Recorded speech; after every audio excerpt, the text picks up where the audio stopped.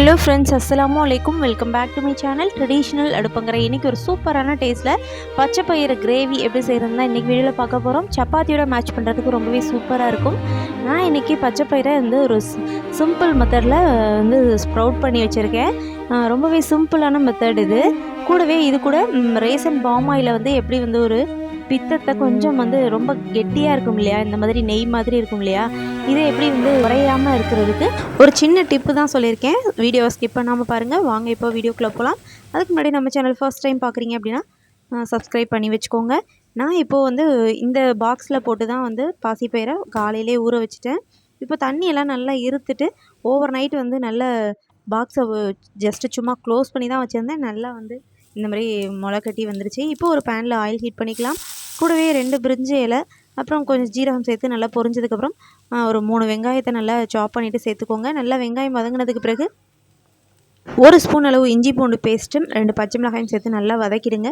வெங்காயம் இஞ்சி பூண்டு பேஸ்ட் எல்லாம் நல்லா வதங்கினதுக்கு பிறகு ஒரு 1/2 ஸ்பூன் மஞ்சள் தூள், ஒரு 2 ஸ்பூன் அளவு மிளகாய் தூள் சேர்த்துட்டு ஆல் பர்பஸ் மசாலா, என்னோடய ஆல் பர்பஸ் மசாலா ஒரு 1.5 ஸ்பூன் அளவு சேர்த்துருக்கேன்.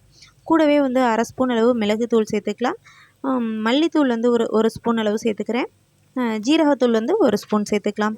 இதெல்லாம் சேர்த்துட்டு நல்லா ஒரு கிளறி விட்டுருங்க. கூடவே ஒரு 2 தக்காளி, நல்ல பெரிய சைஸ் தக்காளியை நைஸாக இந்த மாதிரி ரொம்ப நைஸாகவும் அரைக்காமல் கொஞ்சம் குறப்பாக அரைச்சிட்டு சேர்த்துட்டு பச்சை வாசனை போக நல்லா கிண்டிடுங்க. இது கூடவே தேவையான அளவு கல்லுப்பையும் சேர்த்துக்கிறேன். இப்போ நம்ம ஸ்ப்ரவுட் பண்ணி எடுத்து வச்சுருக்கிற பாசிப்பயிரையும் சேர்த்துடலாம். பாசிப்பயிரை சேர்த்துட்டு ஒரு 2-3 செகண்ட் நல்லா கிண்டிகிட்டே இருங்க.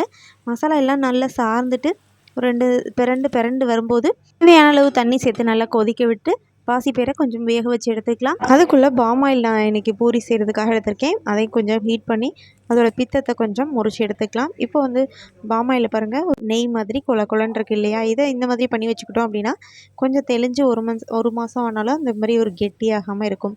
4 கொய்யா இலையும் ஒரு நெல்லிக்காய் சைஸ் அளவு புளியும் சேர்த்து நல்லா முருக விட்டு எடுத்துக்கோங்க. இப்போ நம்ம இந்த மாதிரி எடுத்ததுக்கு பிறகு நம்ம சமையலுக்கு யூஸ் பண்ண ஆரம்பிச்சிடலாம். இந்த மாதிரி செஞ்சு வச்சுக்கிறதால ஆயில் உறையாமல் இருக்கும். 1 மாதத்தில் ஒரு பேக்கெட் யூஸ் பண்ணுறதுனால ஆயில் பாமாயில் தப்பு இல்லை. ஏன்னா எல்லா எண்ணெயுமே பொதுவாக கெடுதல் தான். அளவுக்கு மிஞ்சினால் அமிர்தமும் நஞ்சு அப்படின்ற மாதிரி எந்த ஆயிலையுமே குறைச்சி யூஸ் பண்ணிக்கிட்டோம் அப்படின்னா ரொம்பவே நல்லது. கிரேவியும் நல்லா திக்காயிடுச்சு.